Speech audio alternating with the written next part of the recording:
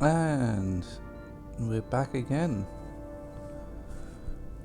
to continue a little voyage through the stars. Let's pick up where we left off, shall we?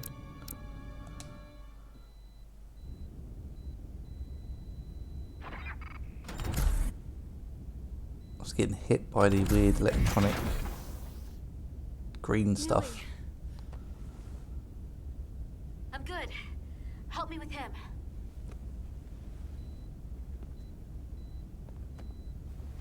Ooh, toasty. Get this off. Medical. Got one wounded at my location. Carter. You don't look so good.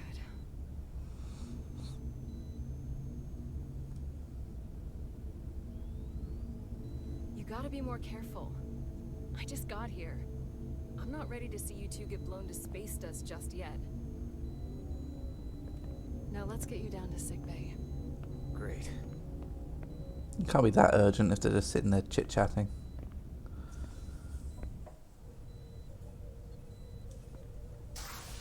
Status report.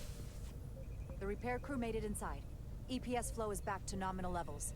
The SIF is back up. How does this affect mission readiness, Mr. Ermot? Releasing the docking clamps using hull polarity minimized damage to the Resolute.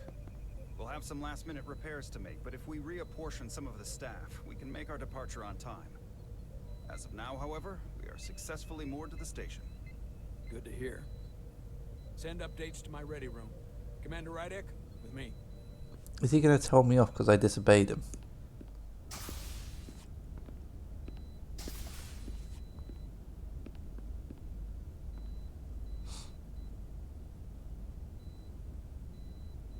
Seems like it.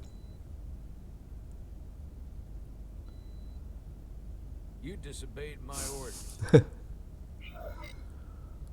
Well? Respectfully, Captain, I made the right choice given the You information I had. disobeyed my orders! And not just in front of the bridge crew, but the Starbase staff as well. That's going to get around. My name's already tarnished around the fleet. But what is it going to do to my credibility on this ship? From the top to the bottom. Bridge to lower decks. Maybe I shouldn't have disobeyed a direct order. But you were wrong. You weren't on board, and you didn't have all the information. So I made the right decision for the ship. If you're worried about your credibility, put your ego aside and trust your crew. Trust me. Mm-hmm. You might have won some fans on the bridge with that stunt, but not everyone. Lieutenant Commander Chovak has already bent my ear. I'm sure he doesn't take it personally. He'll get over it in time. Mr. Chovak is more complicated than he would want to admit. I guess we all are. And, if I'm being honest, I'm not sure what I would have done in the moment either. You never really know if you weren't in those shoes. So, let's just boil it down to, you did what you had to. Why is he backtracking now? Nah. Am I dismissed, sir? Dismissed? We have work to do. Despite it all, we got our final Starfleet clearance to depart. So if you'll fetch Mr. Ermot, we'll knock out the final details of any outstanding repairs, we'll set out for Atari. Yes, sir.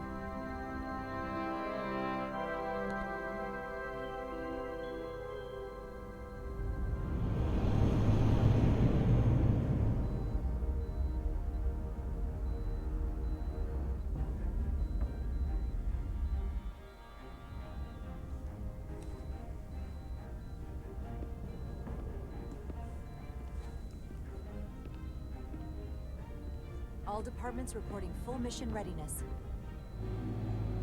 We've got our full complement on board. This is my favorite moment, right now.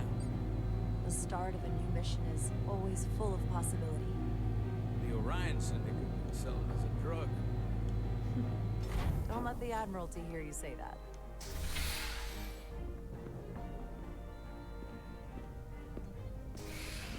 Captain on the bridge. Sid, Sit, everyone. You all know, I'm not big on speeches. But we're gonna get one anyway. Embarking on the first mission since our refit. Let's make it a good one. Disengage docking clamps.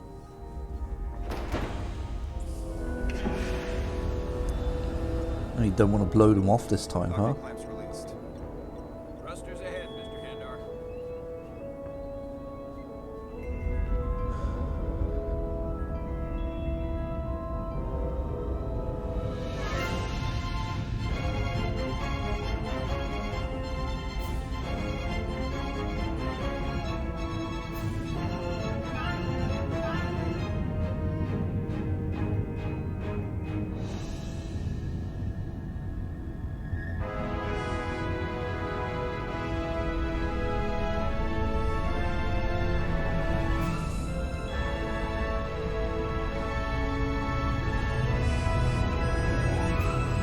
That should do it. Set a course for the Hotari system. Prepare to go to Warp 8. Aye, Captain. You know what? You take this. Me?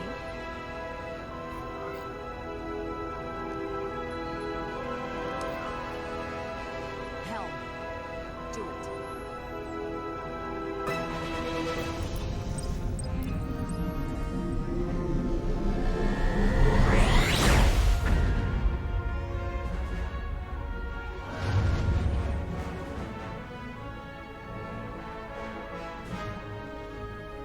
Nicely done.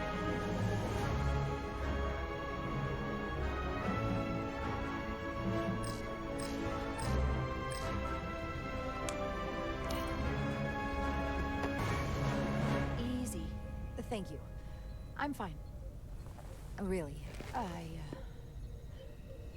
You don't look so good. Yeah, withdrawing from Smack.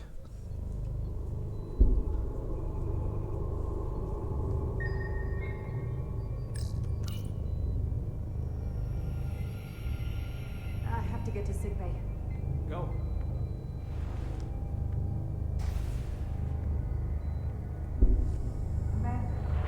Help me get her inside.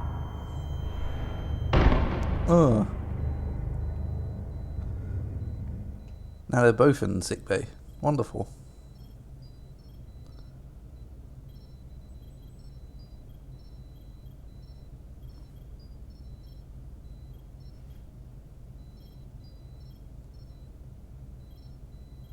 Well, that was quite a scare.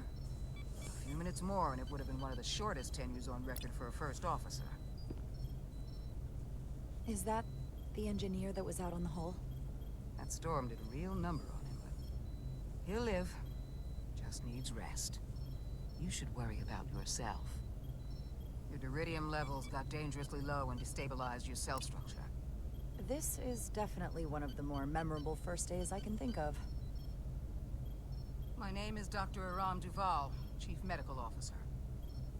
To be honest, I've never met a Kobliad before. You're... Rare. I know. I was going to say special. Your people's numbers have dwindled, despite the Federation's efforts to find a more readily available alternative to the deridium you need to survive. Yet you joined Starfleet, and managed to thrive. I imagine the responsibility must be overwhelming. Maybe even a burden at times. I know what it means. And I know the responsibility that comes with it. But I can't be anything more than who I am. And if someone has a problem with that, or expects something else, then that's their problem, not mine. That's exactly right. And don't worry, I won't treat you like a science experiment. I just do the science and leave the experiments to Solano. You don't agree with his methods? I don't agree with his definition of acceptable risks. Uh-oh. Not when the lives of your crew are at stake. My professional opinion is that the accident took a toll. More than he's willing to admit. He's overstressed, operating in the pressure cooker of his own mind. Which is never a good headspace when the lives of your crew are at stake. I think I need to turn that music down a bit.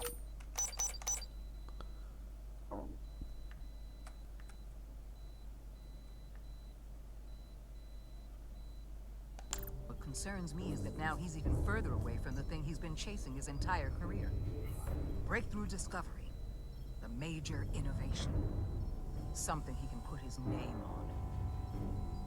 The more the time passes and the further out of reach it gets, the more risk he'll be willing to take. People become blinded by their own ambition. I hear you. But that's my job, isn't it? To make sure that doesn't happen. And we don't lose sight of the bigger picture. Which is exactly why I'm so glad you're here. We need you now more than ever.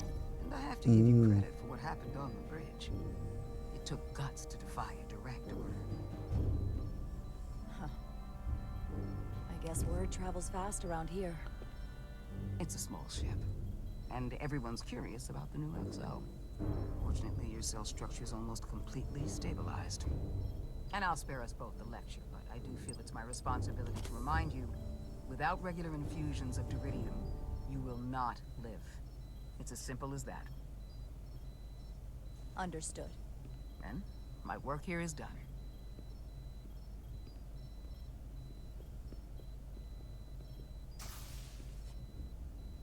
Lieutenant Bedrosian.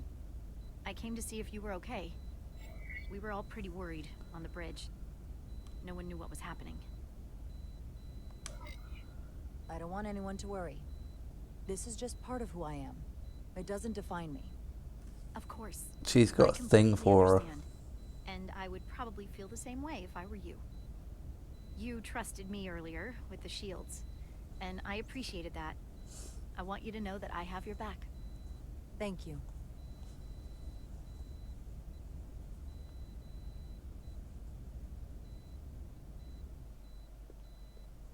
Now, Carter, the emissions that gave you that burn are quite unusual, like everything else that goes with this storm.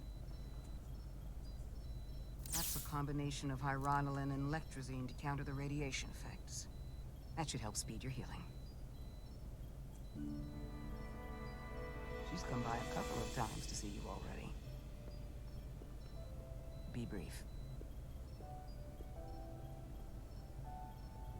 It's good to see you awake again. I was starting to get worried. Not that you aren't in good hands with Dr. Duvall. You did take one hell of a shot, though. Ah, come on. You know you can't get rid of me that easy. Don't push me, Diaz. You do not want to see me try. No, nope. I am not getting on your bad side. I am a formidable enemy. Millie was looking in on you too, by the way. But since it's just us right now, I had a chance to think about this while I was away. Is he gonna have to choose And I between thought her it was or important that I Nilly? just come out and tell you, instead of tiptoeing around it, or worse, leaving it unsaid. Now, this is just a guess, but you like me. Is that what this is? How'd you know? Must have been pretty obvious. Which is funny because I mean, you didn't exactly hide it. I wasn't exactly trying to hide it. But since it's that obvious, we've been really good friends for a long time. I want to see if there's more between us than just being friends. Carter? Are you sure about this? They're my feelings. Of course I'm sure. Well, I just mean seeing you in here after we almost got killed out on the hull. I felt this way before that, Carter. I like you. And I think there could be something more for us. So, what do you say? Friend zone. I think we should just keep things the way they are. You're one of my best friends, and you mean so much to me, and I don't want to risk losing that. I really don't. I understand. Sorry to interrupt, but the patient needs to rest if he wants to get back to his old self. Of course. Hope you get better soon. And maybe just forget this conversation ever happened. Whoops.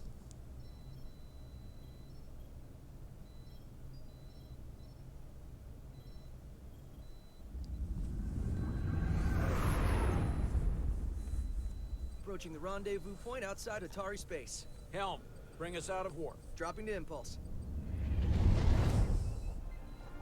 Ionic interference surging, Captain. Dunk. Shield integrity holding. We can take it. We are at the correct coordinates to meet the shuttle. Commander Rydek, find us our diplomat, if you will. Aye, Captain. Let's reduce the noise. Filter out environmental signals. I can manually tune what's left for Federation signal types.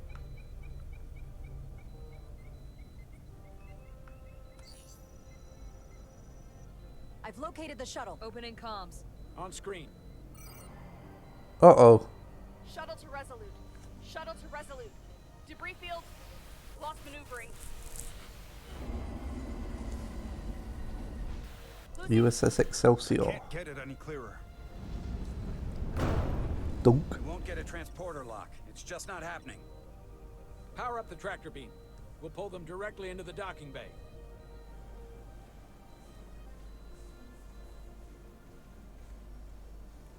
Diaz, you good to run the tractor emitter? Yes, sir. You sure? I'm sure.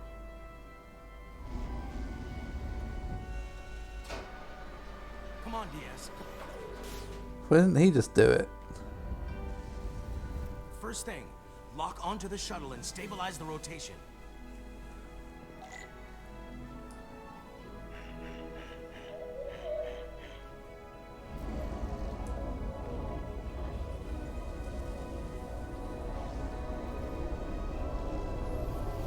We're pulling in debris. I'm on it.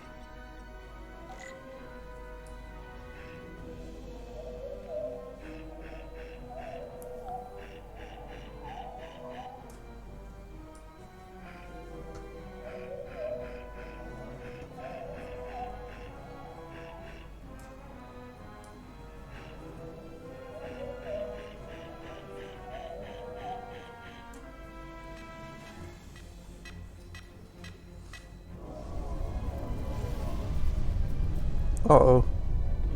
That's gonna take out the shuttle. Diaz, the bridge. There's a large piece of debris headed for the shuttle. The tractor beam can't handle it. Can our shields take it? I believe so. Commander Rydek, plot an intercept course. On it.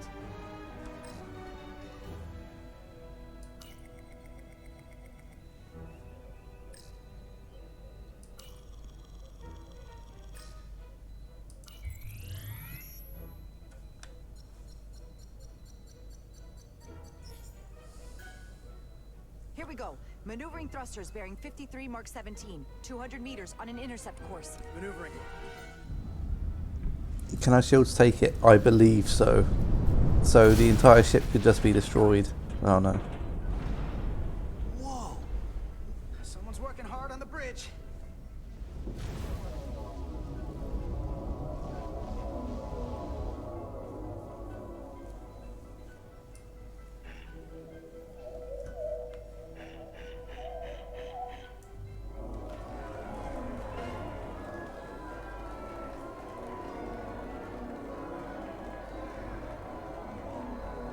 Yeah, where's my promotion?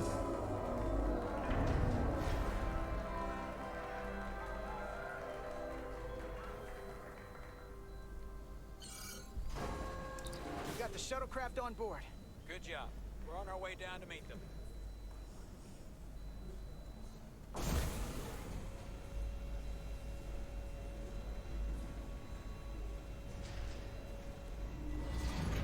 Terra firma, so to speak. Ambassador Spock.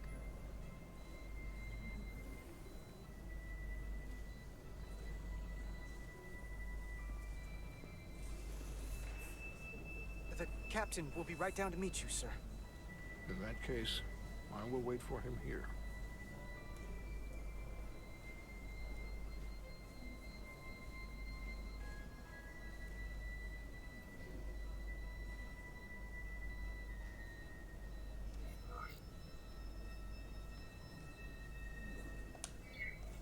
Apologies for the landing, Ambassador. I was operating the tractor beam, sir. I take responsibility. Our arrival was the smoothest part of our journey. Your artistry with the tractor beam is commendable. We thought we were prepared for our arrival in Hotari space, but it is evident my craft was not sufficiently robust for such intense ionic activity. The storm has been pretty intense. There was an element that was most unusual. Before you came to our aid, our maneuvering thrusters and impulse engines were rendered inoperable. So we attempted a short traversal at warp speed, only to find that we could not achieve warp at all, even though our diagnostics computer showed no faults or anomalies. What do you make of that? When all indications say that warp speed is possible, but in practice, we find it is not. Well, this storm is one of the strangest phenomena we've ever encountered. It's disrupted other systems. Who knows what it might do to a warp drive? Yes, it would seem further investigation is called for. Take readings, run some additional diagnostic checks, and we'll get to the bottom of this. Quite logical. Petty Officer... Carter Diaz. Sir. Thank you. Ambassador Spock. Excuse me. I'm honored to have you aboard. I'd like to get right to it. We're already behind.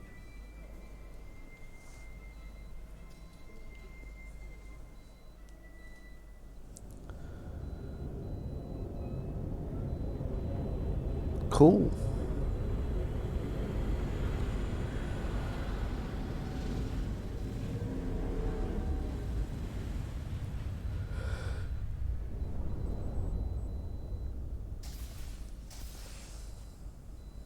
Ambassador Spock, my senior staff.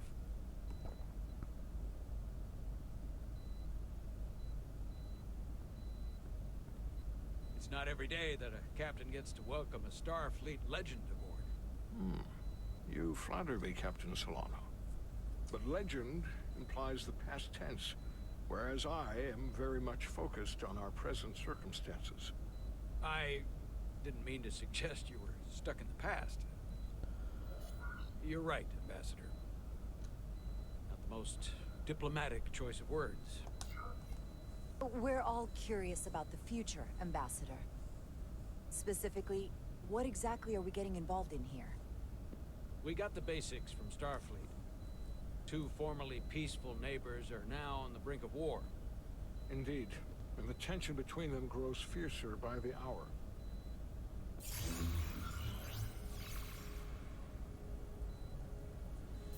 Lydia and Hotari. The Lydians are the more advanced species. They made first contact with the Hotari over a century ago. This is Tau, the Hotari moon. It is rich in dilithium, and for decades, the Hotari and the Illydians have shared a mining operation there. The Illydians provide the technological resources, while the Hotari have served as the labor force. The stability of that arrangement was the source of their peace, until recently. The Hotari have suddenly and forcefully seized control of the mining operations and expelled the Illydians from their system. That is the official story, as told by the Hotari when they requested Federation mediation. But the details remain scant. Communications between all parties have been limited by the ionic interference. Have the Illydians retaliated against the Hotari? Or taken any action against them? Surprisingly, they have not yet responded in kind. They were open to a Federation presence, but it is unlikely the relatively primitive Hotari forces would stand a chance against the Illydian fleet in open war. Left unchecked, this conflict will result in more bloodshed. Or if there's somebody else backing the Hotari. Clearly the Hotari have been exploited in this relationship. Maybe we can persuade them peace is the more profitable alternative for everyone. They both profited from the mines. And for the Hotari, something is better than nothing. Peace is our objective after all. That is correct. The Hotari just won their independence. It's hard to believe they would give that up just for profit. I agree. It would be exceedingly difficult to bring the Hotari to that position. Neither the Illidians or the Hotari are members of the Federation, so we can't make them do anything. There is an additional complicating factor I should mention. In the past, the Federation has relied on the Illidians as a source of dilithium. That certainly changes things. Federation sources its dilithium from a lot of places. Yeah, and this is one of them.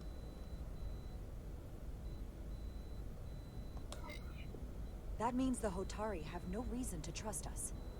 I wouldn't go that far, Commander. We are completely neutral in this matter, on neither one side nor the other. Any suggestion otherwise would compromise our position. Given the Federation's involvement in the Illidium dilithium trade, Captain Solano and I must make every effort to appear neutral in these negotiations. What worries me is if this whole thing unravels and we're at the mercy of the storm at less than full strength. We can't let it come to that.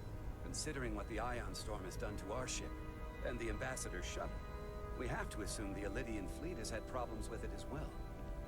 This recent surge in the energy disturbance temporarily levels the playing field. Commander Westbrook is correct. The energy anomalies around the Hotari systems have been noted in the past. But they have never been observed on the orders of magnitude we have seen in recent weeks. That may answer why the Hotari were able to strike back after so long. They finally had an opportunity, and they took it.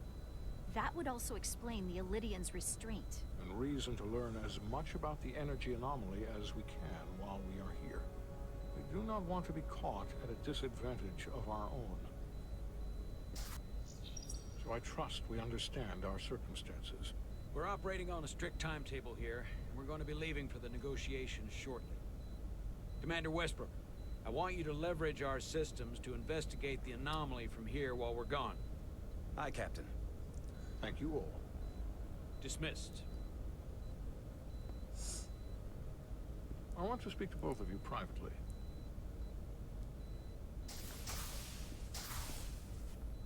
Ambassador Spock, I'd like to make a formal introduction.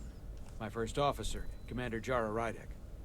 Commander, as you are aware, there are limits to what Captain Solano and I can do in our official capacity as representatives of the Federation.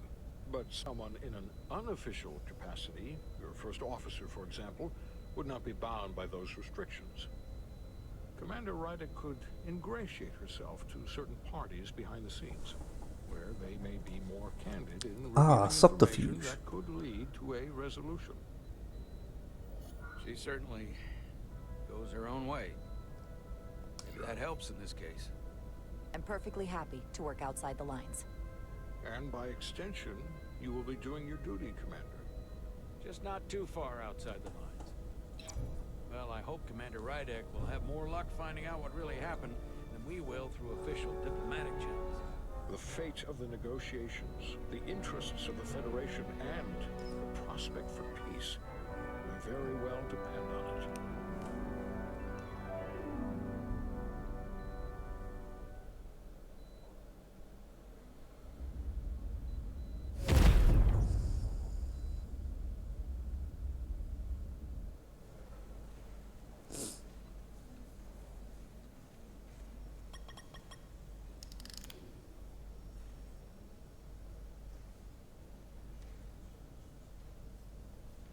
Mr. Diaz, I understand you have already discussed the warp drive failure with Ambassador Spock?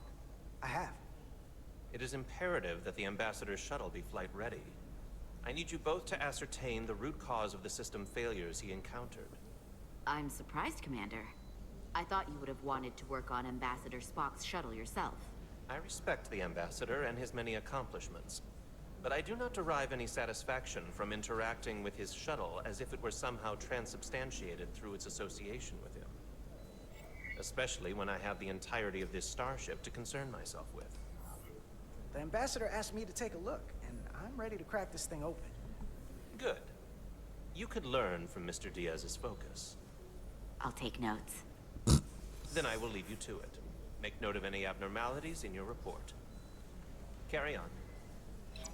It seems like he's warming up to us. Yeah. Even Chovok has to look at that face and know you've earned some real respect. And I have to admit that I owe you one. Yeah, you do. You were right to make me go first. I don't know what I was thinking. Yeah, I did pretty great out there. So don't you forget it. I have a feeling you won't let me forget it. I'm not gonna have to do a damn thing to remind you. Come on. Let's get to the bottom of this.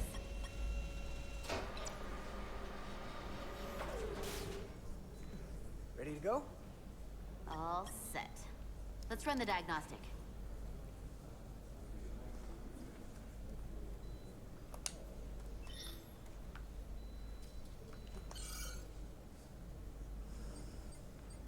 So, I know about your talk with Miranda. What? You do? She sent me a Priority 1 dispatch right after your conversation. Knowing you two as well as I do, I thought you'd jump at the chance to, take it to the next level. Why'd you tell her you just wanted to be friends? I was surprised to hear that. I mean, we already know you like her.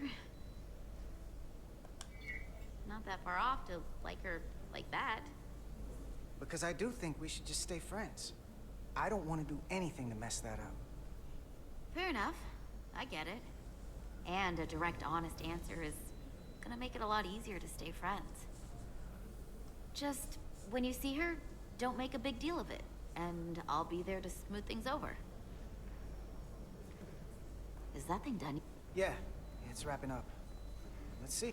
The relays along the primary EPS are blown. The backup relays are all intact. An EPS overload from the warp drive could cause that. But how did the shuttle end up dead in the water? Huh. Well, maybe the ship's data recorder can tell us something.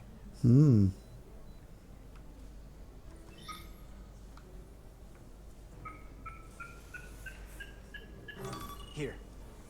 They were only about 8 minutes from their plotted warp point. No faults, just those warnings. What are they?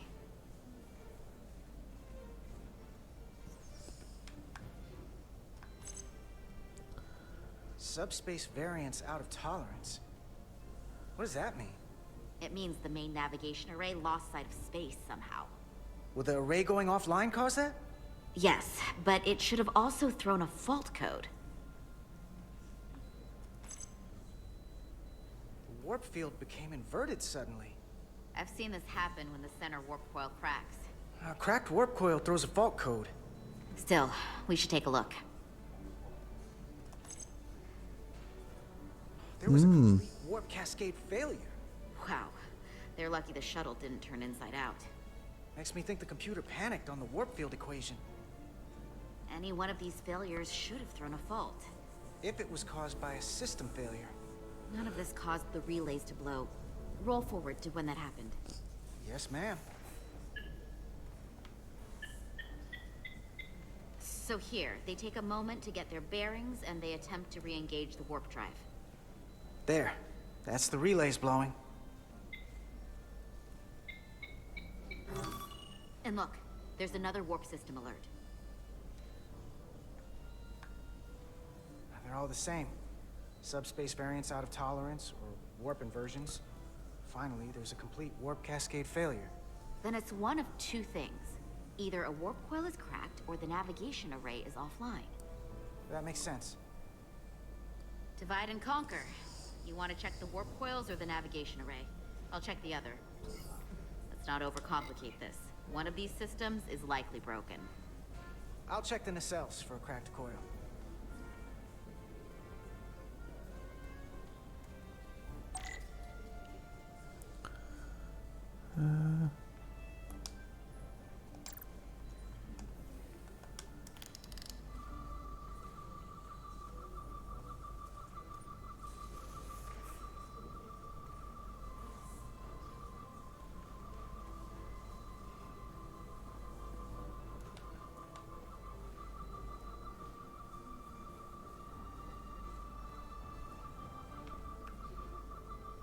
Tricorder says that ass is A-okay.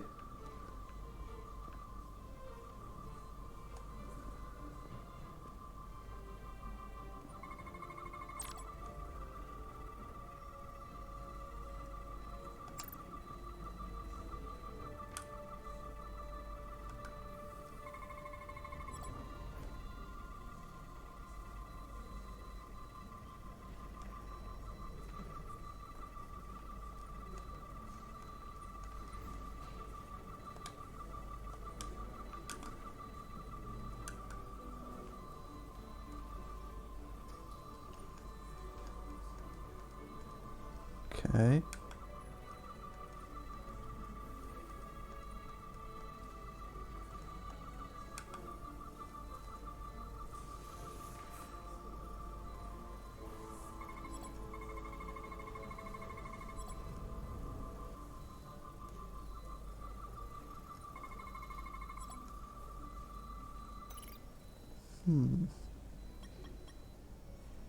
I checked every coil on the port nacelle for imbalances.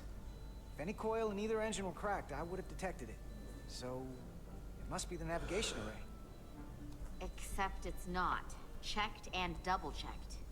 Well, the readings don't lie. Here comes the security detail for the way team.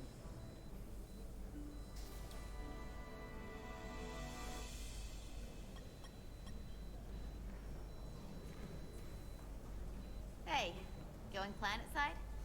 Yep. As soon as the negotiating team comes down from the bridge. Apparently, we don't get to leave just because I'm ready. Should be an interesting ride down to the surface. I'm not looking for a repeat of whatever went down here. Yeah, we're still trying to figure that out. How dare they keep you waiting? Don't they know who you are? I mean, how hard can this diplomacy stuff be? I'm sure I could handle it myself. No doubt about it. Hey, Maris. Aren't these those button pushers you're always hanging out with? And you're the phaser jockeys we always beat in Parisi squares, right? All aboard for Hotari. That another one of the captain's railroad things? Gotta be. I just usually zone out by the time he gets to the whole, steam engines were the warp drives of their day part. Catch y'all later. You don't want to miss your train. I do have to go. Back before you know it, sport. So, I'll catch up with you two then. I'll be right here, waiting. You have a shuttle to put back together. Or something. Be seeing you.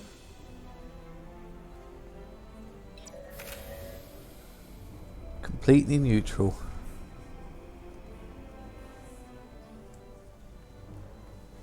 That went well enough. It'll be fine. All right, where were we? So, the warp coils in the navigation array are fine, but the nav computer doesn't seem to think so. I'm out of ideas short of field stripping the shuttle from bow to stern. You wanna take this out of the shuttle and throw it on the bench?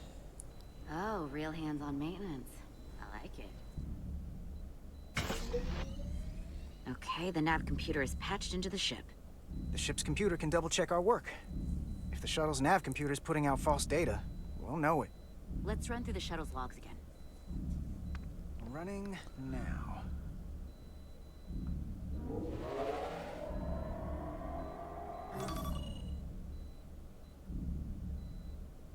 Same. Warp field inversion and a cascade failure. However, the Resolute computer doesn't show the same subspace variance. We're in the same conditions that the shuttle was in when it failed. Why wouldn't the ship's computer get a matching result? What if the subspace variance was a momentary occurrence? That's a possibility, and it would explain why the simulation under our current sensor readings failed to reproduce the issue. But a subspace anomaly strong enough to cause a warp field collapse would leave graviton ripples for days. Let's run with the momentary subspace variance theory for now. Roll forward to the shuttle's attempt to re-engage the warp drive. We need the conditions of space around the shuttle at the moment of warp failure. Resuming simulation.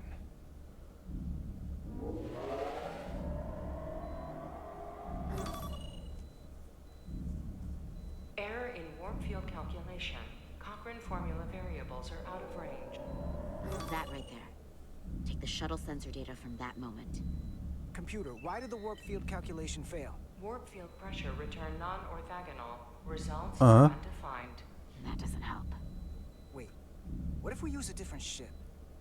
Put the Resolute into the simulation instead of the shuttle. Yeah, it should warp just fine. Unless... Computer, run the simulation with the Resolute. Resolute simulated. Computer, give me manual control on the warp power. Static field intensity, warp 1.1. 1.2. 3. Warp pressure is destabilizing. Error in warp field calculation. The warp drive has experienced a system-wide cascade failure. Warp field collapse. Subspace variance is out of tolerance. Cochrane formula results are undefined. Bingo. What-o? The same moment when the shuttle failed to warp, so did the ship. Whatever happened to the shuttle just happened to us. The Resolute will not sustain warp. We can't leave Hotari space. Oh no.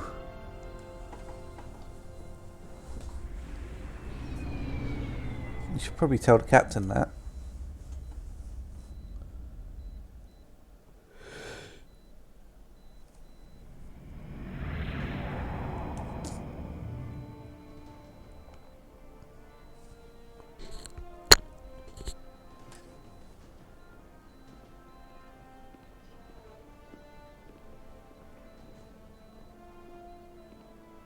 They seem like happy people. Ambassador Spock, Captain Solano, welcome to Hotari. We are honored you've come. My name is Tylos Altaris, Minister of Diplomatic Affairs. The honor is ours, and this is Commander Jara Rydick, first officer aboard the USS Resolute. You'll find she has a keen mind and unique insight into the dynamics between the Hotari and the Illydians. We are honored to be here as representatives of the Federation. I'm so glad. These must be the representatives of the mighty Federation, the reigning authority in the galaxy. Or so we've been led to believe. Whether that's true or not remains to be seen. But either way, What a beefcake. we're grateful you've made the time to come to our little corner of the universe. And you are? This is Galvin, and this is Citron, the heroes of the revolt in the mines.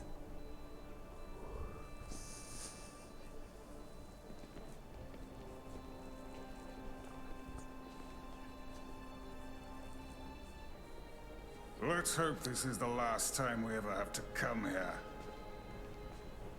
If you'll excuse me.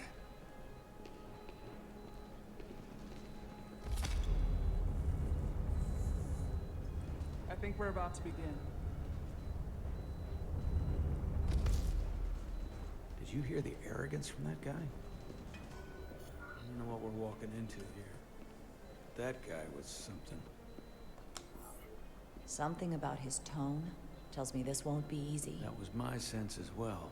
I doubt he speaks for all of Hotari.